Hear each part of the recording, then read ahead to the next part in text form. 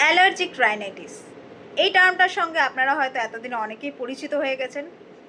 এটা কোনো নতুন রোগ নয়, এটা অনেক দিন ধরেই চলে। প্রত্যেক সিজনে একটু ঠান্ডা গরম ওয়েদার হলে কিংবা ভোরের দিকে ঘুম থেকে উঠেই প্রচুর হাঁচি, সঙ্গে চোখ মুখ লাল হয়ে যাওয়া আর অতিরিক্ত মাত্রায় মাথা ব্যথাও কারো কারো ক্ষেত্রে দেখা যায়। তো হাঁচি দিয়ে যদি দিন শুরু হয়, দিনটা কীরকম যেতে পারে? অবশ্যই অস্বস্তি হয়। তো আজকে আমাদের আলোচনা টপিক এই অ্যালার্জিক রাইনাইটিস নিয়ে। কারণ হিসাবে খুব একটা কিছু দেখা যায় না, কিছু ক্ষেত্রে জেনেটিক্স ম্যাটার করে যায়। আর ট্রিগার ফ্যাক্টর হিসেবে ফুলের পোলেন, অ্যালার্জেন টাইপের কিছু ফুড, যেরকম ডিম, বেগুন, চিংড়ি মাছ, যেগুলো খেলে আপনার এই সমস্যা বাড়ে। তাছাড়াও অ্যালার্জি টেস্ট তো আপনারা অলমোস্ট সবাই করেছেন। ম্যাক্সিমাম ফুডই আপনার ক্ষেত্রে অ্যালার্জেন হয়ে দাঁড়িয়েছে।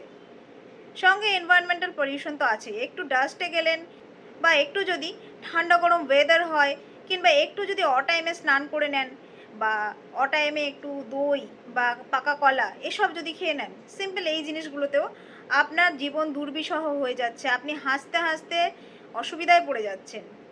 সিচুয়েশনটা এম্বারেসিংয়ের থেকেও বড় কথা, আপনার জন্য বিরক্তিকর। ওষুধ নিচ্ছেন, ম্যাক্সিমাম ক্ষেত্রে দেখা গেছে স্টেরয়েড গ্রুপের ওষুধ চার্জ হয়ে যাচ্ছে। কেন?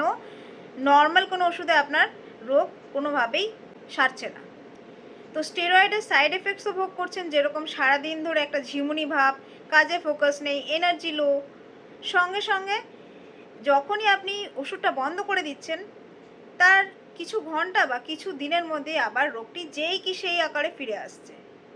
ওষুধের ডোজ বাড়তে থাকলো, আপনার সাইড এফেক্টও বাড়তে থাকলো। কিন্তু যেটা আপনি চাইছিলেন যে নির্মূল হওয়া, সেই ব্যাপারটা বাদে সব কিছু হতে থাকলো। আপনি চাইলেও এই মেডিসিনাল লুপ থেকে কিছুতেই বেরোতে পারছেন না। যত চাইছেন আপনি বেরোবেন, তত যেন জড়িয়ে পড়ছেন। চলছিল শুধুমাত্র হাঁচির ওষুধ, এরপরে আস্তে আস্তে গ্যাসের সমস্যা দেখা দিতে শুরু হলো। কেন? অতিরিক্ত মাত্রায় যে হাঁচির ওষুধ, স্টেরয়েড গ্রুপের ওষুধ খাচ্ছেন, সেটা তো প্রসেস করবে আপনার লিভার দিয়েই সব ওষুধ যায়।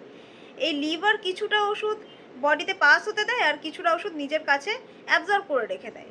তো যতই অ্যাবজর্ব ওষুধের মাত্রা বাড়বে, সেটা আস্তে আস্তে লিভারকেও ইন্ডিকেট করবে যে লিভার ঠিকঠাক আর কাজ করতে পারবে না, লিভার ম্যালফাংশন শুরু করবে, তার এনজাইমস বেড়ে যাবে, তার ফ্যাটি লিভারের টেন্ডেন্সি বাড়বে, হেপাটোমেগালি হয়ে যাবে। এই সব জিনিসগুলি আরও কমপ্লিকেটেড হবে।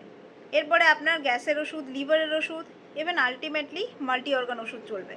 কিন্তু অ্যালার্জিক রাইনাইটিস যেটা নিয়ে আপনি ওষুধ শুরু করেছিলেন, সেটার কিন্তু কোনো সুরাহা হলো না।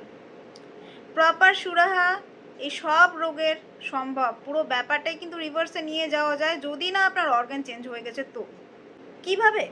প্রপার হোমিওপ্যাথি কনস্টিটিউশনাল ট্রিটমেন্ট দ্বারা। এটা ক্লাসিক্যাল হোমিওপ্যাথিতে অবশ্যই সম্ভব। অ্যাজ আ হোমিওপ্যাথিক ফিজিশিয়ান, আমি আমার ক্লিনিকে আমার পেশেন্টসদের মধ্যে এই ট্রিটমেন্ট করে তাদেরকে একটা সুস্থ রোগমুক্ত জীবন দিতে সক্ষম হয়েছি।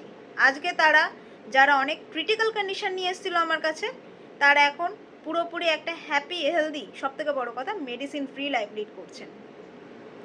আপনাদেরকে অ্যাওয়্যার করার উদ্দেশ্যে আমার এই কথাগুলো বলার। আপনি যদি আপনার স্বাস্থ্যকে মূল্যবান মনে করেন, তাহলে আজই স্টেপ নিন। যত দেরি করবেন, তত আপনারই সমস্যা বাড়বে। অর্গান চেঞ্জ হয়ে গেলে অনেক সময় সেটা রিভার্স ব্যাক করা সবসময় সম্ভব হয় না। তো চয়েস আপনার। আপনার হেলথকে যদি আপনি মূল্যবান মনে করেন, তো এখনই সেটার ব্যাপারে গুরুত্ব দিন। আর একটা দায়িত্বশীল নাগরিক হিসাবে এই ভিডিওটি প্রচুর মাত্রায় শেয়ার করুন, যাতে করে আপনার দ্বারা আরও 5 জন উপকৃত হন।